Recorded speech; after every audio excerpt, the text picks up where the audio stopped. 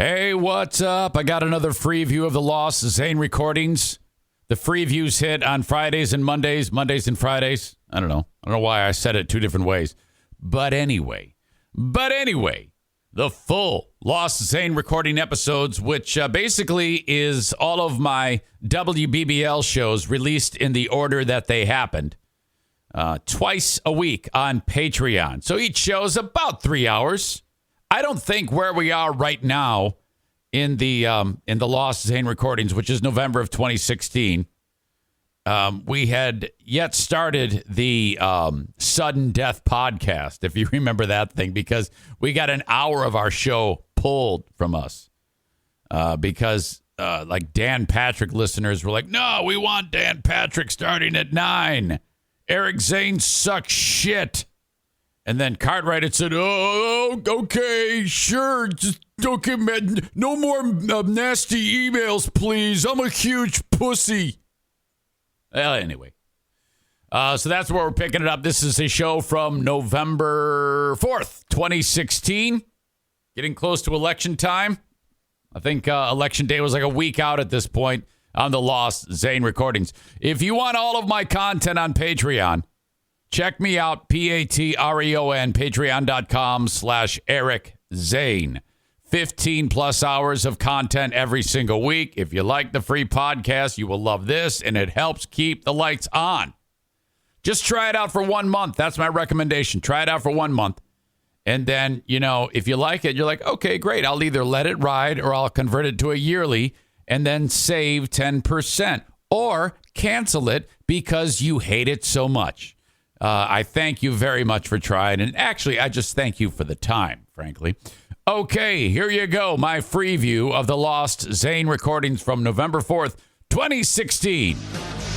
Good morning. It's Eric Zane Show, show number 144 on 107.3 WBBL, First Community Bank Building on the corner of Monroe Center and Ionia, downtown Grand Rapids for all of West Michigan. Nice to have you here. Thank you. Julius is here. Good morning, buddy. Good morning. Jessica is here. Jessica is fill-in phone screener, podcast producer, basically everything else that's going on behind the scenes. She comes out of the bullpen and joins us. Jessica, hello. How are you? Pretty good. You didn't do WJRW again yesterday, right? Because of the amount of time you're spending here. Yep. And that has one Dave Jackinet, who you normally produce his show Up with Michigan from 11 to noon on WJRW. I'm just kidding. Sound Off West Michigan. You have to leave him in the lurch, which is just wrecking him, by the way. He is completely out of the loop. And I think he's mildly confused. I almost said to him, Dave, let me do it. Let me. I'll be your new producer. For the time being. I mean, I'm just sitting around here anyway, acting like I'm busy. Mm-hmm. But so Jessica is here. Thank you very much. We are actively interviewing people for the position that Tyler left open when he resigned. So this is a temporary thing with Jess. Jess, are you going on to bigger and better things? Word on the street is you've got all sorts of things cooking. That being that you're newly graduated. And there's tons of possibilities opening up for you. Is it safe to say that you won't be here forever, or can you not say yet? I mean, I know I'm putting you on the spot. No one's going to be here forever. I hope I'm not in the same place forever. Yeah, of course not. I'd like to go other places, but yeah, I'm trying to get my master's, and they don't have it in Michigan, so I have to figure out where to go. Oh, damn. What would that be in? What degree field? Global communications or international communications. Oh yeah. Yeah. Oh yeah. Yes. I gotta go somewhere else. You will be outgrowing this place, without a doubt. So here we are, our last Friday, with the current regime, meaning the election is coming up on Tuesday. Now, that doesn't mean, of course, Obama will be in president until what, January? Is that? Yeah, 20th, January 20th, I think it is. Somewhere around there. But, here we are. It's almost over. And it seems like the television, I don't watch a ton of TV other than if like a sporting event is on. And but they're all over TV, the ads, man. Big money they're spending. every time you turn around, there's an ad. It's like back to back to back of it could be about the presidential election or the local candidates too. And a lot of these people, I'm hearing of who they are for the first time. These local candidates. Oh yeah. And there's a formula that we all know for these ads that you see on TV. There is. Well, one of the things you have to have if you're trying to make the other person look in a bad light, and that's dopey, stupid music, which makes them sound like an idiot, like, I don't know, plucking violin or sinister music with grainy type of footage of the person who's in question, maybe with them with a bad look on their face, like when they're eating something. Or if they're corrupt, like a cha-ching oh my God. sound effect. I like that one. Who really falls for those? I'm surprised you don't. Thank you. I appreciate that. I've resigned myself to being like, okay, I think I'll vote for the opposite person based on the ad. So if there's a ad campaign for somebody who I've never even heard of, like most of the people that we're going to be voting for, and I see the ad, I know that the other side of the aisle has made that ad, and it's all lies. So I will then vote for the person who's being attacked in the ad. So basically, it's a reverse attack ad. So on the general election, it's a lot different. Yeah. I'm not going to go that way. I had a guy reach out to me last night, attacking me so bad, and it's just out of the blue. It's like, look, dude, and I've made it a point. We've made it a point about not trying to convince anybody who to vote for on the show. It's just not. It's not worth it. We don't really excel at it. It's not our thing. It's no fun. Ultimately, we just want to have fun on the radio. And so I worry about one vote and one vote only, mine. I don't care about trying to convince anybody who to vote for. I'm just not that invested in it, and I think it's a waste of time to spend that amount of time about it. Some jerk, at the time I thought he was a jerk. We ended up patching it up. But it's like, I cannot believe, and it was way, way over the top. Oh, I think I got that email. Patrick? Yeah, okay. Yeah, I got that email. I skimmed it and I was like, this is stupid. Patrick went out of his way. Do you want to play political music behind it? There's a whole Is it really? thing on YouTube of all political commercial music. You can have your choice. Oh, good. Perfect. All right, I'm ready. It says here, Patrick wrote, "It's a shame that you think Mrs. Clinton would do less damage to this country."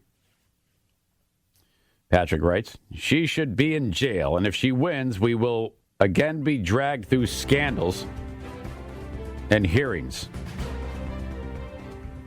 Patrick apparently knows some things because he wrote, "They had that private server because," he knows this, "they were engaging in illegal and unethical behavior through their foundation while she was at state." I'm assuming Secretary of State?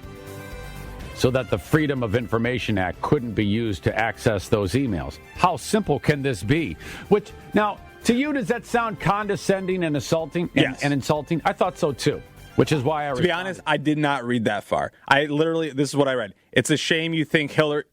And then I closed it. Okay. I was like, I don't care. I really don't. He wrote, "More corruption, incompetence, lying, people's lives at risk if she wins." But, he writes, "Impeachment proceedings will begin soon, even though she would be the first female president." Maybe. I don't know. But he knows all this. He does. So, for sure. Of course. This is unsolicited, and we have had no discussions on the air about it. No. I was backed into a Unless corner. he's really back on the podcast. Right. Like, not caught up. This all comes to light because Simonson's daughter, his sweet little, she's like 11, said to me, "Who are you going to vote for?" And I didn't want to be a weasel and avoid the answer. I go, "Well, I'm going to vote for Clinton," which is, a lot of people are going to vote for Clinton. Yeah. It's my vote, but I've never gone out of my way. I've never, ever, ever gone out of my way to tell people who I'm going to vote for. Now, there have been many, many times I've been like, oh, God, I tried to go back on it, but then something keeps driving me away from the Republican candidate. But I responded, and I want you to know that these opinions are mine and mine only, and it is based on what I want to do with my vote. You actually responded? I did. Why? And because it was gnawing at me. I wrote, "Yep, I wrote to him, yep, Trump must be terrible if me, a lifelong conservative who is anti-abortion, card-carrying NRA member, and armed all the time, would choose her. Your candidate sucks, but I won't try to convince anybody who to vote for. I'm worried about my one vote and mine only. You should do the same. It's rude to try to tell people who to vote for. He writes back, I didn't tell you who to vote for. I merely pointed out that you thought that she would do less damage to this country. He says, and sucks is not an argument. It's emotion. Thanks, though. I wrote, well, regardless, you emailing me out of the blue about a subject that is none of anybody's business tends to make one respond the way I did. Why don't you cast your vote and I'll cast mine, and that will be that.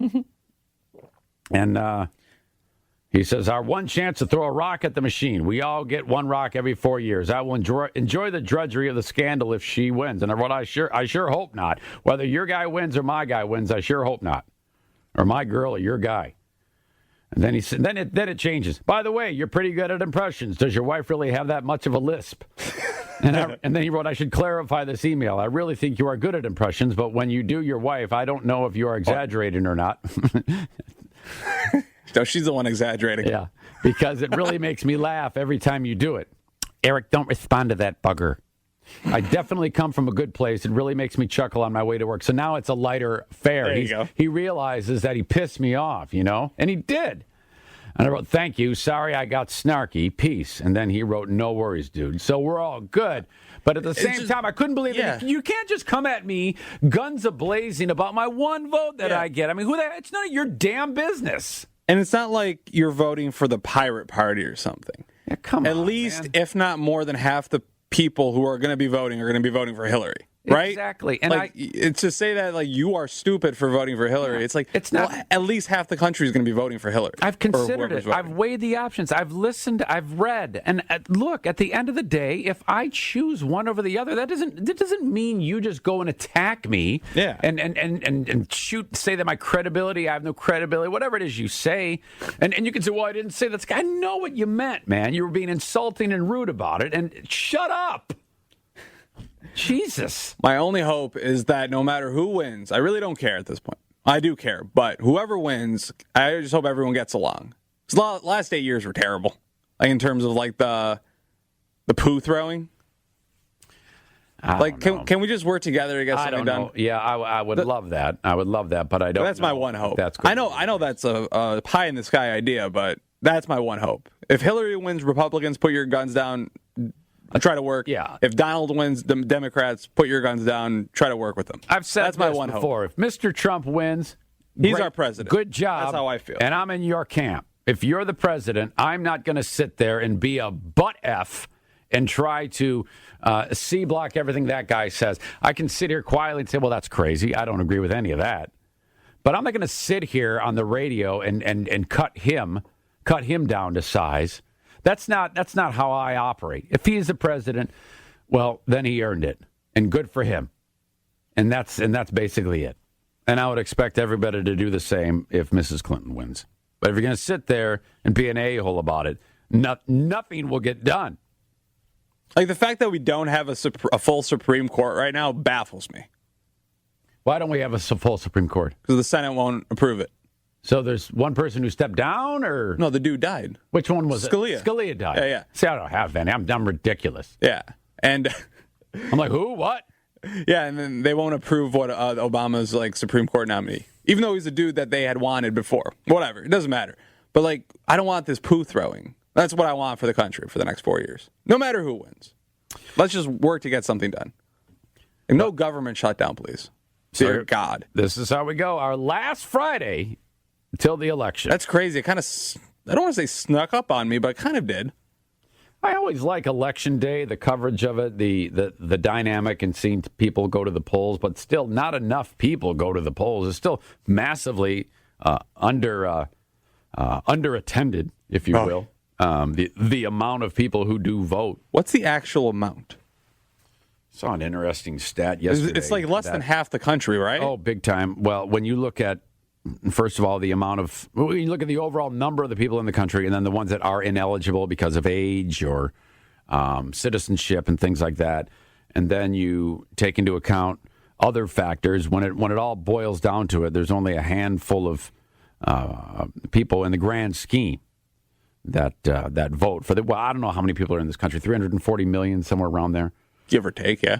It's remarkable the amount that will decide who will lead the country. If just everyone would register, go out and vote, you could possibly have. They make voting so stupid, though. Third parties. Oh, yeah. Things like that would be much more viable. Why on a Tuesday? If they could convince someone.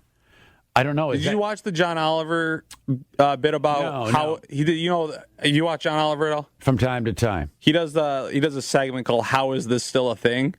And he did "How Is This Still a Thing?" voting on Tuesday. Right. And it's such a backwoods ass reason. Is it just because it's always been one of those things? More or less, but it's they didn't want to do it on Sunday because of the Sabbath. Whatever. Saturday. I don't know. They have no reason for Saturday. The reason they did it on Tuesday was for the farmers. This country is unbelievable. It's because obviously Sabbath, Sunday, they didn't want to do it then because God would kill us all. And then Monday would be like a travel day for people to be able to go to the polls and vote on Tuesday because there weren't as many polling places. So so it's an old tradition. A very old tradition. It's like daylight savings time. It makes no damn sense. What about, I'm just shooting from the hip here, 5 days? Oh, I love 5 days. What's wrong with 5 days? Once you vote once, you can't vote again. Right. In theory. Make the election a long... I wonder if he brought that up in his piece about... Well, it was one of those like pre-produced bits. Yeah, he wasn't talking. Well, he didn't give any solutions. It was just like, this is why this is still a thing. How is this still a thing? A Tuesday? Tuesday? What do you think is more ridiculous? The fact that the Super Bowl is on a Sunday or the fact that voting is on a Tuesday? What should we take care of first if it were Julius's decision? Because the Super Bowl Sunday is a drag. Yeah, it should be Super Bowl Saturday. Monday, exactly. But what I do like about the Super Bowl is they start it earlier, so it's done by like 10 o'clock. Okay. Typically. Last year kind of went a little longer, but usually it's done by like 10 o'clock because they actually kick off at 6. It's still a long-ass game. I would take care of the Tuesday thing. Who wants to vote on a Tuesday? Maybe a Friday? I think they'd get more voter turnout if they made it longer. This big voice guy did suggest one thing was to make it a national holiday, which I'm surprised they haven't already. To get more people out because they're not working. Some people literally can't take a day off of work. I don't know what time the polls open, but they stay open, 8, 9 o'clock? Ballpark? I think 8. Because by 8 o'clock, results are rolling in. I think they open up at 7. But you know what? If people really did make it a priority, you could either vote absentee. You could everybody. There's no excuse for a person not to vote. But if we're putting so much emphasis on voting, why not make it a national holiday? Yeah, maybe that I'd like to see it as a national holiday. Hell, we can get a day off. By the way, with Thanksgiving, excuse me, coming up, are we on the air Friday? There's a Thursday. No, we're not. No. I'm not going to be here on Friday. We've never done a show on Friday. Okay. Well, I'm going to be on the east side. There you go. Done and done. We've never done a show on Friday. Huge came in one year, actually, my first year working, and I actually produced for him. It's the annual Turkey Day show, post-Turkey Day show. I think he had like some things going on at night, so he like did the morning show. So he was Bikita and Bentley or whatever. He did the morning show? Yeah. He came in and did the morning show. And then I think they replayed that in the afternoon. But there was like football games going on and stuff, so it was like preempted. But for the network, it was like he did the morning show. It was crazy. What starts earlier? Football, bowl season, or Christmas music being played on the radio? Christmas music. I hate Christmas music. Have they started yet? Yeah. Do we have any radio stations that play out Christmas music here at this radio company? I don't think we do we? No, there's no real. I know my old company does it. I think they started in June, and then one of the other radio stations starts July. There's a station apparently in Grand Rapids that is already playing Christmas music. Come on. Is it one of the big ones? Yes. Oh, my God. It's Hot FM's competitor. Oh, come on, guys. That's you guys are out of your minds. Are you kidding me? Christmas music. It's November 4th. They're already decorating downtown Grand Rapids with Christmas stuff. I'm not a Christmas fan. Christmas is... Really? I can't believe it. You can't? Yeah, right? Not a fan of Christmas anyways. A fun thing to be celebrated yearly. Christmas is not fun. Which has a religious bent, or is religious, I should say. Yeah, this is a religious Jesus' birthday. and you spend time with family and extended family that you haven't seen for some time. Is Julius a fan or not? I'm going to say no. Why would I be a fan of Christmas? No, but like everyone wants to like kill themselves around Christmas time. Christmas. Wait like, a minute. Are you saying like really kill themselves? Well, don't they? Are you saying like not knock themselves out? Or, Don't they say that around Christmas time is the highest suicide rate? I think I have heard that.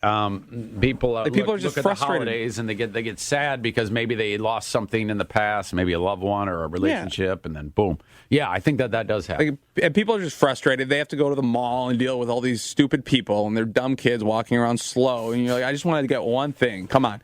And like that, the Christmas music is blaring Who goes to for the months. mall? Buy it online. Are you serious? Well, somebody got to get out of the house, right? You know, this is going to be the first year that there'll be more sales on Cyber Monday than there will be on Black Friday. That's going to happen this year. I thought it happened last year.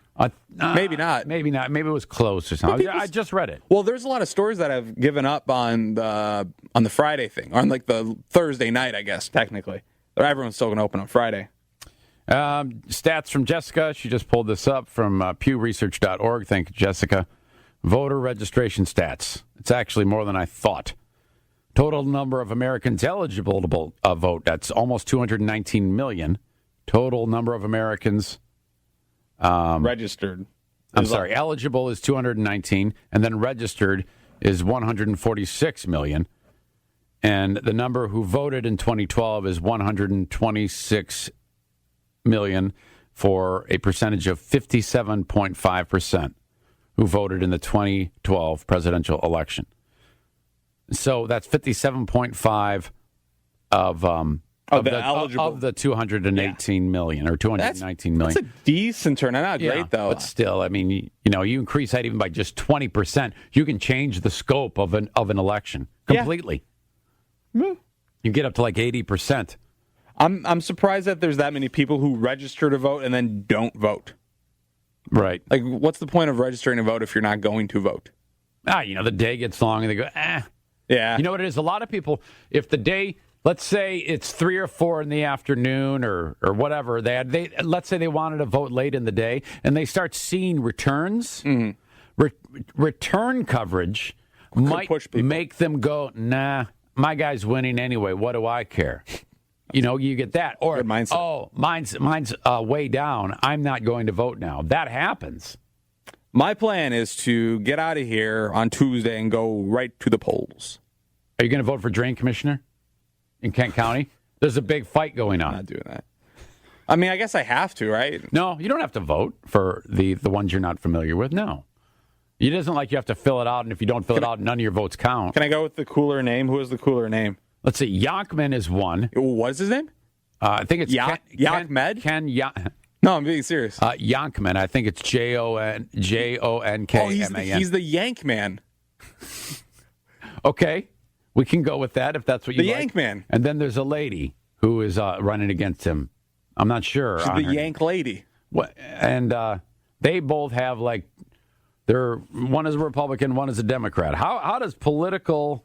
Yeah, I don't know how that... How does that work into where water goes is what I'm curious about, because that's basically what the drain commissioner is sidled with, flowing water, which is very important. You want the water to go where we're not, and it's up to the drain commissioner to make sure that happens.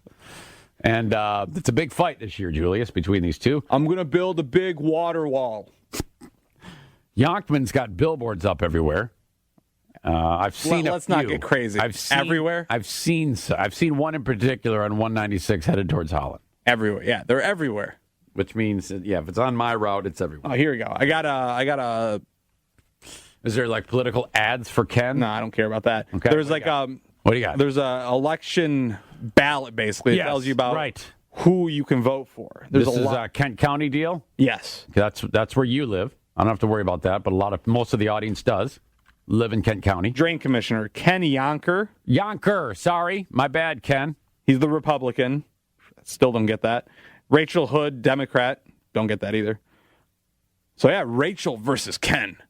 Yeah, it's a showdown. It's a big showdown. One of the TV channels, one of the locals, did a story about the two.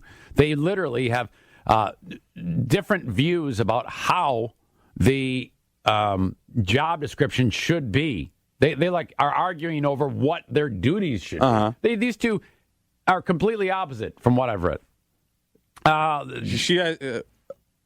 Jessica actually just put up a really good she did. piece of information that actually kind of changes it. Not changes a lot, but what did she tell us? The drain commissioner is the only elected official that can borrow money without the vote of the public. So this is very important. Like, so basically, they have free reign. They can just, if they quote need money, they can just decide, hey, I need money, I'm going to take it. I think it's a pretty good job too, because drain commissioner makes, I believe, between $80,000 and $90,000 a year. I heard on one story. So this is a big deal. I'll go be drain for commissioner. Them. Just drain the hell out of it. So they can just take money to make, as Julius said, a water wall. Jessica? Yeah, they can, I guess, take it for whatever they need it. Yeah. Is your dad the drain commissioner? Do you know this, or did you look this up? I did a research project on it back in college. Wow. Yeah. So you know stuff. Yeah. Oh, my God. Weird. Yeah. There you go. That's our breakdown of drain commissioner vote. There is something to it. I wanted to do, but I backed out. I thought I'd be terrible. I'd end up messing it up. A drain commissioner debate on the air, but I know that these two people would be here serious, and I'd be over here screwing around, and it'd be awkward as hell. So, maybe not. When we come back. What kind of plunger do you use? In the very next segment, the Grand Rapids Drive had media day yesterday. Bill was there broadcasting live from the DeltaPlex. I joined him. One person in particular for the drive has piqued a lot of people's interest. Is it the big tall dude? We will fill you in next and talk about the big plans we have. He could step over Eric. Yes. 2 feet. I mean, if I continue to shrink, he'll be 2 feet taller than me. We might as well say right now, he's 2 feet taller than me. He steps over you, his dong hits you in the forehead. Yes, it would hit me in the forehead. Thank you. Dangle down and just hit me right in the forehead. If anyone asks you who you listen to, please tell them the Eric Zane Show on 107.3 WBBM. That's it. My free view of the Lost Zane recordings. Full show found at patreon.com/Eric Zane. Thank you. Goodbye. Winter can wreak havoc on your skin. Hey, it's Kayla, and it's not just the weather, but as a new mom, I've seen my skin change in ways that I'm not too happy about. But that's where the Skin Center has you covered. Their most popular treatment is Botox because they're the best at it. They've been ranked a top 10 provider in the nation by Allergan Aesthetics, the makers of Botox. And their best facial is what I got. It's the HydraFacial. It exfoliates, extracts, and hydrates all at once. So save your skin from these winter blues and DM at the Skin Center MD on Instagram and mention code Kayla to get $100 off your first Botox or filler treatment or any skincare package.